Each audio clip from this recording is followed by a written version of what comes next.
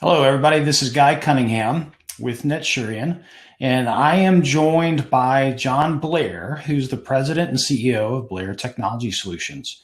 Um, John, you guys are up in Canada, I believe, and you founded the company back in 1996. Talk to us a little bit about Blair and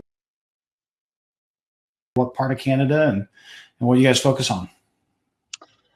Well, we're up here in the Great White North. We're in a northern suburb of Toronto, Ontario, which is the suburb's called Markham. It's typically renowned as the technical hub for Canada. It's one of two that we have here in Ontario. We started the company in '96. I moved away from a company where I was their lead sales rep, and decided to fulfill a dream of mine. And so over that time, watched the company evolve from purely infrastructure, what we used to do, what a typical VAR would do, and evolve that company into a managed services organization that it is today, offering multiple solutions and managed services, cloud services. And most recently, 2 years ago, started to get my teeth around cybersecurity. So most of our clients are here in Ontario, but we do service elements across the country. This big country of ours, we got clients. We have a satellite office in Alberta, in Calgary, and we service that province there pretty much. As well, we have clients in Quebec, and as well as spattering across the country. And we also are starting to now service the U.S. We have an alliance with a division of Epicor, which we service some of the automotive sector in not only Canada but in the U.S. as well. That's great. That's quite a long story. So you've been at it almost 25 years. I got married in math. So, I'm sure if you're like me, your family is not as into the technology space or the industry as I am or as you are. So if you had to describe how your parents or maybe your kids or those that are closest to you, if they had to describe what you do, how do you think that they would describe it to somebody who's not you? My kids say I'm a computer dude. Yes, I would say that. Yeah, if it was my sons, yeah, my dad. My mom passed away many years ago, but they all know that I'm in computers. That's it. Computers is one simple word. Right. And yeah, Dad does something in computers. He deals with IBM and deals with Microsoft, and that's the sum of what they're going to do. If I told them if we did cybersecurity, they go, "Huh? What? What's that?" So Yeah. it's an interesting way. That's why I don't try to go into a whole lot of detail over dinner or over specific family gatherings, because I probably tend to get when people ask me bored. Yeah. Yeah, when people ask me, I just say I'm in computers because it's easy for them to wrap their head around. Yeah. So before we jump into kind of the meat of the conversation, tell us something about you that most people don't know, something that's kind of not on your bio, not on your LinkedIn profile. Well, I'm not a musician, but I'm a massive music buff. I love all kinds of music. I used to spend hours listening to all sorts of music right from when I was a teenager. So I basically loved jazz. I loved hard rock. I loved all kinds of various types of rock and roll. And so it's been that's kind of been my forte, and I've loved music since then.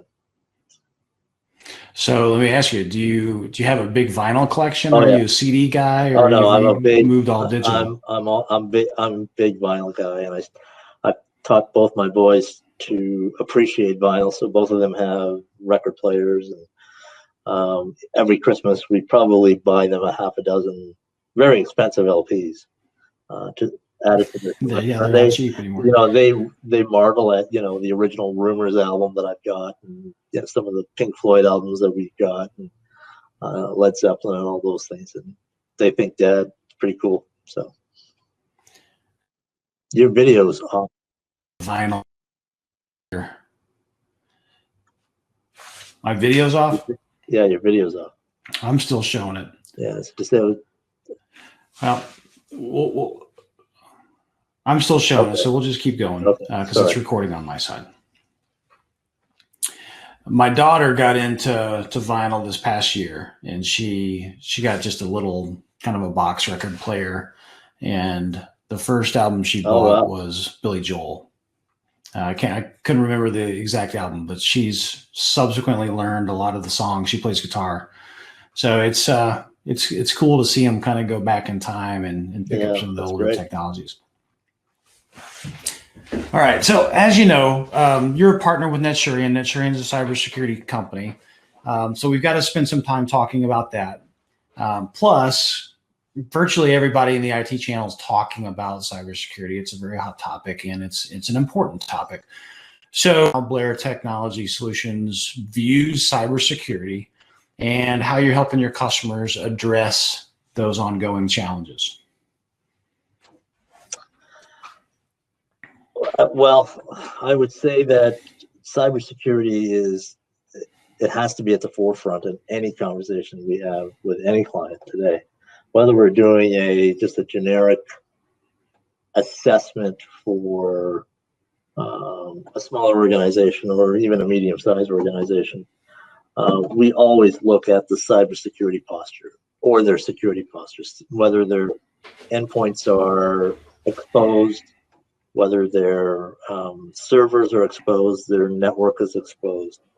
And then we incorporate strategies to not only manage that environment, but ensure that their cybersecurity is looked after as well. So it's now become a forefront in the conversation rather than sort of, oh, have you thought about this? It's no longer that anymore.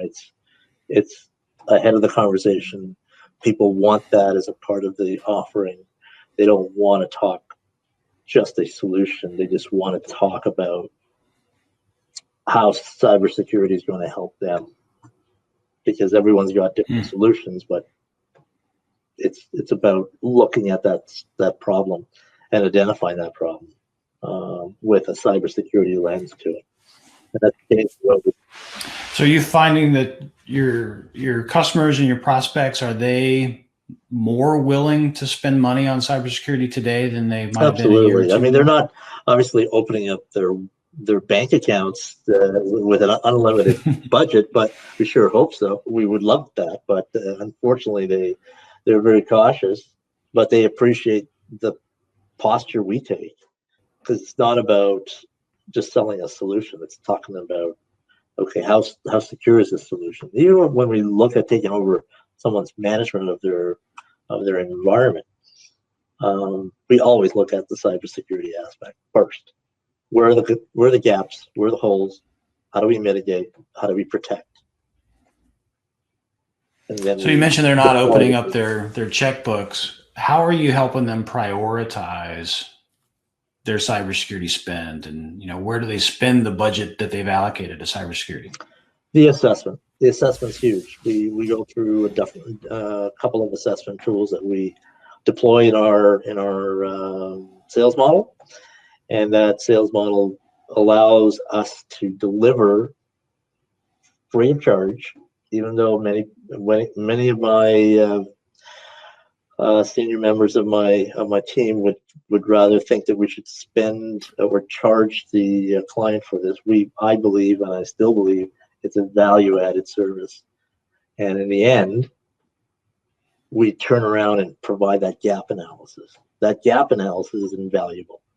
And in allowing us to prioritize what those assets are. Yeah, do they have antivirus? Well, antivirus isn't as sexy as it used to be. So now you're looking at other tools like MDR, ADR, all those things that need to be described, and that's an opportunity for us to actually explain that to the client as a part of the rollout of some of the mitigation strategies that we deploy. So do you feel like your average customer, maybe when they come to you for the first time, do you feel like the average customer is spending enough on cybersecurity, or do you feel like part of your sales cycle is helping them realize that they need to allocate a little bit more? Yeah, I would say it's never enough. They tend to buy what is just enough to get them by. They need to spend more. They know they need to spend more, but they'll try to get away with the minimal in many instances. So it's more of an education, and the more you educate them, the more you provide valuable data.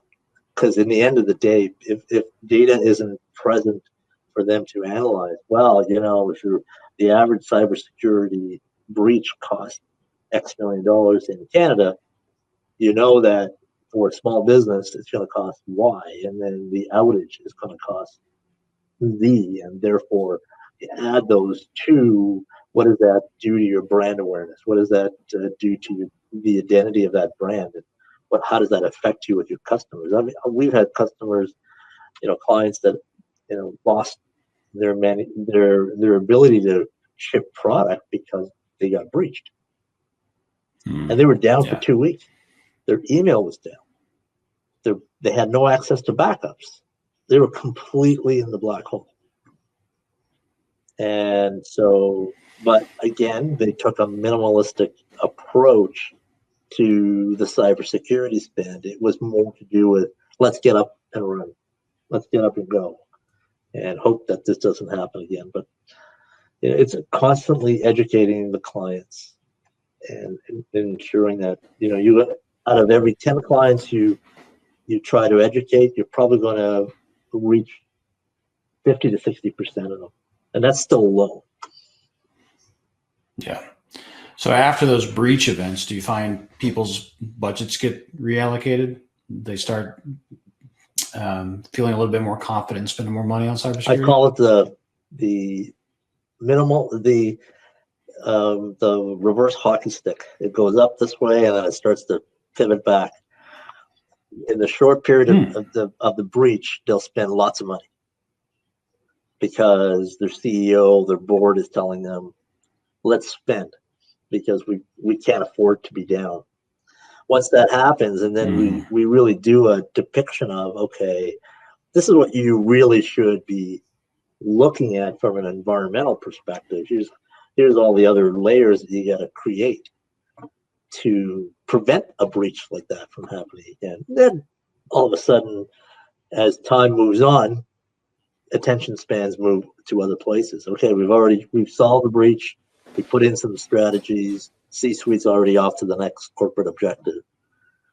They're hoping that things are being looked after. So there's still what I call a major disconnect. Yeah. So I'm sure you're not producing and building and developing all of the cybersecurity solutions that you deploy. So you have to rely upon vendors and partners. Talk to us a little bit about how Blair Technology Solutions, I guess, defines and views the vendor partners that what does partnership mean to you guys? Oh, it's everything. I mean, you're at the seat at the table with me and our customers. I mean, you're very much a part of the daily conversations, the daily incident events, whatever happens. So partnership is invaluable. We've got a very mature NOC and mature management process because we came from more of a legacy background, and some of those legacy customers were more upstream market. So we built a lot of common elements of our onboarding process, or our monthly management process to that level. And when we're looking at this side of the business that we've been spending a lot of our time on, we're finding our clients relying on us for that maturity, but we also look for partners that have that same maturity, that have that understanding that we're trying to bring costs away from them, but also costs away from us, because you can only put so many people on your bench to remediate all of those areas. You can't have though, I'm not going to be a SOC. That's certainly not something that I have any aspirations to. And when I found NetSurin, I was a very happy man, because when you took, I don't have to make that investment. Oh goodness, great! I love you already. So, and then when I looked at the process behind what you deliver, that was a defining moment. It was everything else behind it, and the sophisticated. I don't have to go and invest in those type of tools and then get certified over and over again, and I don't have to worry about that. I've got a process which connects our technical team to your technical team. We deliver a solution together. So partnerships are incredible and very important. So you mentioned not having to get certified over and over again. How do you invest in the partner? Obviously, you want the partner to invest in you.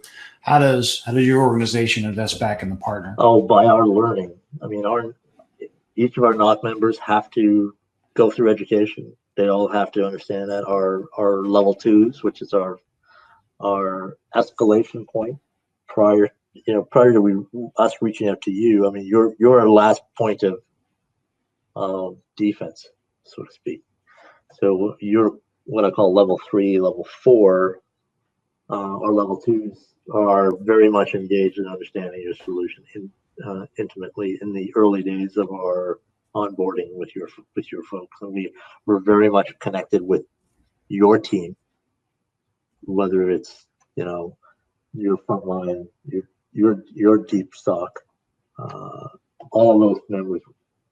Our ecosystem has to know as well. So, yeah, and I'm sure that applies to all of your vendor partners, or at least the ones correct, that you go to market with. In terms of understanding, kind of tier one, an alert is an alert, as everyone likes to call it. But what you do with that alert is a different thing altogether. And what we do is we try to understand the technology well enough that we try to minimize our involvement. As I always kid around with a lot of my vendor partners, I said, if it's a real problem, we'll call you. We try to minimize that by trying to understand what we know so that we could help the client. But I mean, if all hell's breaking loose, that's when we rely on our partners to help our customers. Yeah, right? Yeah. Well, and I've been in the channel for almost 20 years now, and no vendor's perfect, no partner's perfect. Things go wrong. And I think one of the ways that you can judge a partnership is, how does the other party handle it whenever things don't go perfectly? So give us an example of, maybe not NetSurin, but maybe another partner that you dealt with, and you can anonymize it, but where something went wrong and they reacted the way that you would have hoped that they would react to show how invested that they were in the partnership. Well, I have examples on both sides, yours and another strategic partner of ours, and some of the monitoring stuff that we do on the infrastructure. Both one event where one critical server for one of our clients was down, and the probe, for some reason, did not show it, and so they took it upon themselves to call our NOC, which was at around 1 o'clock in the morning local time. We called our client. We figured out what was wrong. That process was brought up. The client thanked us the next day, and we were very, very appreciative of the fact that they were able to solve that problem for us. And in your instance, we were looking at some anomalies that we couldn't figure out. And so your team actually reached out to us before we were going to reach out to them to tell us about, well, are you noticing this with this client? And we said, yes, we were just about to call you. So it was good timing on their part. Well, I appreciate that story, especially since it made us look okay. What do you think is the biggest challenge that you or the company as a whole is facing right now when it comes to kind of the channel ecosystem? So what's the biggest challenge? And it could be a kind of a broad category, but then also how are you responding to that challenge and planning to address it? Well, I think technology is moving at such a rapid pace, I should say, and trying to get a holistic view of what we can truly offer to our clients. Because what we're finding is, aside from you folks, we're finding all these new technologies coming out of the woodwork. And so how do we Every day, and yeah. we figure out where does that play in the ecosystem, and how do we bolt that into our strategy? And my team says, good God, John, not another tool. We got to learn. And I tried with them, but I said, it's unfortunate, but we are facing a ever evolving world that needs to do that. So I think, there are consolidations go out there in the technology business, which is helping maybe make it easier. But to me, that's the biggest challenge, is the pace of the technology and where it fits because customers are getting confused on where things fit, right? Because there's a blurring line. Yeah, I mean, managed SIM or SIM technology was huge and was perceived as, egregious costs and big spending, only meant for the big players. And when you bring that down to the what I would call the broader masses, it's becoming easier because of folks like you that bring that technology to your regular organized SMB shop that wants someone to protect them on a regular basis. So the challenge we find is organizations are just getting more and more confused on what's the best technology. So therefore, we're finding it harder. And so what I try to do is simplify that message. One of the taglines we use is we try to simplify the complex.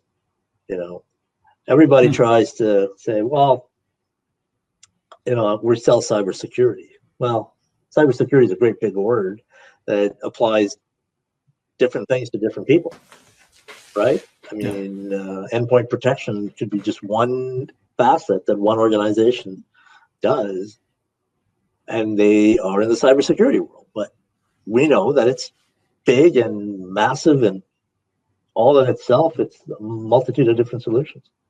So we try to make that simple for people to digest. So that's a challenge for us, to simplify that. Yeah, and it's hard because I remember the last time I was at RSA and Black Hat for that matter, and you'd walk the floor and there'd be dozens of companies that you'd never heard of, and they're using the same acronym, the same catchphrases as everybody else on the floor to market what they do. And the technologies are different. They're not the same. The way that they go about, delivering their outcome and the actual outcome itself are different. And, we're invested in this. We kind of understand it, right? We understand cybersecurity and the various types of technologies, but an end user customer who maybe hasn't, it's got to be overwhelming. And I'm sure that at some point they just kind of throw up their hands and they either don't make a decision or they just pick something because they're trusting the vendor. So I think the role that you're playing to simplify that is very, very important to your customers. But I'm sure it also, your team is like not another technology, but it's almost like you have to at least investigate them to understand what they do so that you can determine if you bring it into your portfolio or if you can at least message against it and help educate your customers as to why they may or may not need it themselves. And sometimes you're not going to make the greatest decision initially, when you're thinking you're making the great decisions. I mean, I'll give you an example. In the backup space, I spent a bunch of money, CapEx, OpEx, on bringing technology in, bringing fundamental processes in. 3 years into the investment, I had to pull it out because it wasn't working. The market was shifting so quickly. And then when you look at the backup technology, the DR technology, backup DR, cloud is now all melding into one. Who would have thought of that? Right? And now what do you do? What do you do when for those providers that have spent all that money in that one silo? Right. They're going to be in the same boat as I was a year and a half ago. I had to pivot, and I saw the writing on the wall, and I said, either I realize I've stubbed my toe and it really hurts. I've got to turn, but I have to turn. So you got to do those things in the market because customers are wanting that. They don't want to spend more money on technology they can get for cheaper. That's much more reliable. That's much more secure. That's much more agile for them because they're looking for those vendors to be innovative and to constantly look for new technology because. Yeah, that's got to be one of the hardest things I would think in your position is being not being married to an investment too long. Yeah, and knowing when to make that pivot to pull that investment and to go in a different direction. And I think that's a real skill set to be able to look at the market and look at the trends to be able to recognize as early as possible when that's happening. Yeah, and what you try to do with your existing clients that have maybe follow along, they understand you're constantly looking at that. So if you're transparent with them, they're going to go with you. They're going to protect their interests because they realize, what, this company believes in what they're trying to do in the end, and they're always going to look for the bottom line. They're always going to look for technologies that are going to be better in the long run. So you mentioned transparency with your customers. How is there a cadence that you have with them where you share where you're investigating, where you're thinking, or is it on a case by case basis? Well, our managed clients, we review them on a quarterly basis. I don't necessarily sit into some of those monthly or quarterly cadences, but our team is fully aware of what is on the truck, so to speak, and they will, if there's a problem and the problem is not resolved or could be resolved with some of the new solutions, that's when our team says, okay, have you thought about this? This is something we're bringing to the market, and then typically myself and the sales team gets drawn in to educate them from a sales perspective, and then we circle back and ensure that the client's getting the best of the technology. So that's kind of how we do it. But when we talk to our clients on a regular basis, we're always educating them. We're always telling them. I have what fireside chats, so to speak, with my clients on a regular basis, and kind of give them an up to date on what's going on in the market space. Here's where we think where we're going to be investing in 2021. They express to us where their budgets are, where their focus is, and then we typically align in certain areas, and then we continue our relationship that way. So as you talk about how you're investigating technology and you're trying to stay ahead of the curve, what are some of the areas that you're most curious about right now? Maybe not part of your portfolio or part of your offerings, but that you're researching and you're trying to figure out if or where it plays in what you do.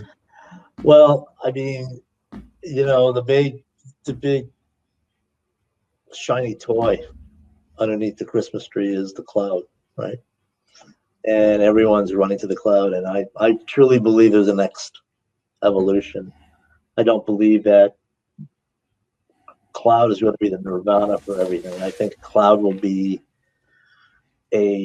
another pivot point for organizations to leverage. But in certain organizations, you're going to have hybrid. Certain organizations, it makes sense to go all cloud away from their core. But you're going to find the industries as they're evolving themselves. Compute and technology is going to change. So the advent of AI today, where is that going in the future? The whole notion of quantum computing, we're just seeing the very tips of that. I just shared something on LinkedIn this morning on quantum computing, and where the evolution of quantum computing is going to allow for compute, if you could use the word, to more symbolize how a brain works. We don't detach memory and core chip technology separately. It's now combined together. That's how our brains work, our neurons work. So the future, I would call them computers, but I might as well call them computers, will react that way. So how does that affect industry, and how does that affect society as a whole? That's kind of where I'm thinking, but that's future way out there. But that's going to come into our play. I mean, who thought AI would be such a? Everyone thought originally that AI was far away. AI is here. I mean, it's in your technology. It's in lots of technology that we probably don't even think AI is involved in. I mean, you look at things in your house, Alexa. Yeah. Alexa, Netflix, Facebook, they're all taking advantage of it. Everybody. So, and there's open source AI now where you can build your own AI apps. Correct. Right. So AI is no longer a far gone technology. It's here to play. So I consider it now part of common offerings. It's we have to provide AI in some way. From our perspective, AI, there's varying levels of AI. There's everything from machine learning, which is a form of AI, all the way to kind of autonomous systems that make decision without input. And I think relating that back to cybersecurity, it's almost a requirement nowadays. I remember when I was in Symantec, and this is probably a little over 12, 13 years ago. And when we were having conversations with partners or customers, we would say, there's 250,000 new viruses generated every year. And that scared everybody. And nowadays, it's over 300,000 new pieces of malware every day. And there's just no way for a traditional legacy solution, or even humans for that matter, to keep up with that pace of change on that scale. And so you have to take advantage of these technologies that have at least some level of capacity to make decisions on their own. Otherwise, you'll perpetually be behind the curve. Yeah, I agree. So those are ways that I constantly read, and I'm a voracious reader, and I get lots of streams of feeds that come into my inbox. Probably too many that I probably care to, but if you don't take the time to digest that information and understand that maybe there's a little nugget in something you're about to read, usually it's a foretelling of what's coming up in the marketplace. And so I try to stay relevant, because that's most what organizations are looking for. Is you got to have a relevant conversation with people. If you're selling technology that's 4 years old, you're no longer relevant in today's conversation. You got to be relevant. You got to constantly research. So you've told us where your thinking is at and what you're looking for, kind of the next step or the next phase. What are some of the things that you're thinking about that you feel like, the IT industry generally, or maybe cybersecurity specifically, are not addressing yet, that you feel like is a gap in what's coming down the path? Great question. I would say, companies want, I believe that if I came to yourselves in the future, I think what we would require, and this is just my thoughts only, and maybe some of my colleagues may agree, but what we're looking for is run books, recipes. Because if you look at the North American market, I've talked to customers in the US, talked to customers here, they all have the same pains. Medium-sized organizations have the same pains: operational issues, compliance issues, efficiency issues. And the solutions we have, what I find vendors today really don't take the time, if they rely on an ecosystem like ours, the partner channel, make run books, recipe books, whatever you may want to call them. In order for us to be successful selling blah, start here. This is what you got to do, and this is how you ingest the technology internally. These are the outcomes. This is what the value prop is. This is what you have to do. Very few organizations do that and do that well. So that's a statement that covers companies like Naturian all the way up to probably the largest vendors. Yes, very much so. It's very hard to navigate. I would say that that's the toughest part, because if I look at all the technologies when we were evaluating yourselves with others, it was for myself, it was easy. We had a good colleague to talk to, education, understanding, ability to understand that technology well enough to make a knowledgeable decision, but still didn't give us that recipe book. We still had to come back to build our own. I mean, they tried very much to help, but it would be, I would think, it almost needs to be automated, so to speak. Got it. Yeah, that's a good piece of advice, for us as we continue to grow our program, and for any other vendor that's trying to grow an ecosystem. That education enablement and making it as programmatic as possible, I think, is really important. Yeah. So as we kind of, yeah. And there's also, I think, a reliance upon kind of the subject matter expert. We're all busy, and it's harder to step out of that engagement with your partner and to produce something that is repeatable and consumable and programmatic, because it's not as fulfilling as me talking to you, for example. So, we certainly are having those conversations internally. I hear you for Naturian's sake, and hopefully the others that are listening to this will take that advice as well. As we kind of aim towards wrapping this up, what if you were to step into my shoes, what kind of question would you have asked that I haven't? What did I maybe not know about you or about your business that would have enabled me to ask an important question that we've missed? I think a lot of times I'm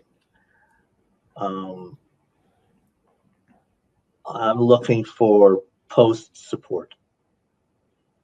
Right? It's the continual evolution. It's like, you can bring on the onboarding. So I think typical, that recipe book that I was talking to you about, or the onboarding plan, but it's the constant ensuring success. But it's hard because you're dealing with so many partners.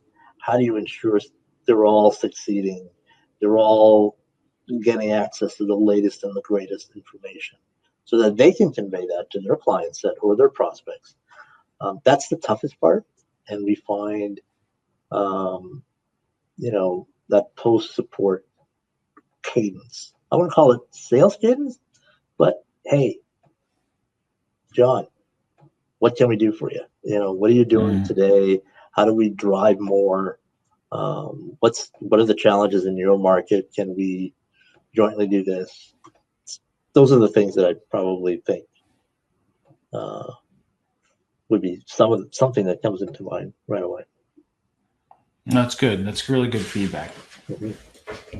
So as we wrap up, if you had to summarize this conversation and pull out the most important topic for the listeners, what would you think that the number one takeaway that you would like for them to go away from this conversation with would be? I would say that when evaluating technology, always try to understand how relevant it is. Try to keep things simple, not make things so complex, and rely on organizations that believe in trying to do that. So I think that was one of the things that we talked about that resonated, that I hope people would